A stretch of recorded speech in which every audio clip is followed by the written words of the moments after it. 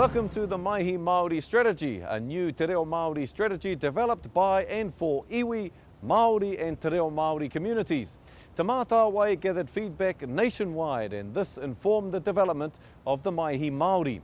Te Mātāwai will lead the implementation of the Maihi Māori, working closely with iwi, Māori and Te Reo Māori communities on a range of investment and research initiatives. Now, using Te Reo Māori in homes and communities is at the heart of the strategy's vision to restore Te Reo Māori as the nurturing first language, ke ukai poa no Te Reo.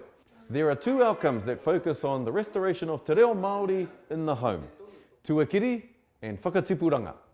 These are the key motivators for everyday use of Te Reo Māori in homes and communities. We also have audacious goals, ngā whāinga rongo maioro. These support the vision and the two outcomes, but are set over a period of more than 20 years. So by 2040, 1 million or more people will be using Te Reo Māori in community immersion domains. Also by 2040, Te Reo Māori will be the first language of 25% of all Māori children from birth to 7 years of age. Now, to achieve our audacious goals, our two outcomes and our vision, we have an approach, te ara whakatutuki.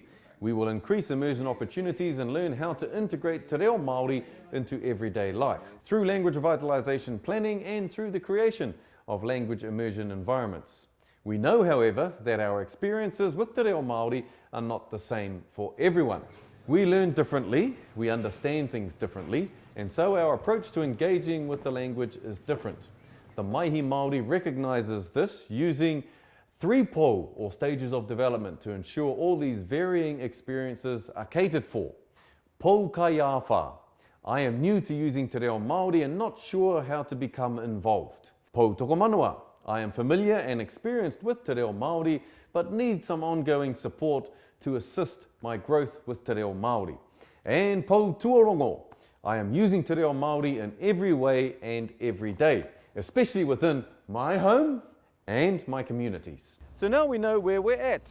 Let's measure our progress using some indicators, ngā tūtohu, relating to all 3 pou. For more information or detail on our Maihi Māori strategy, please visit our website www.tematawai.maori.nz.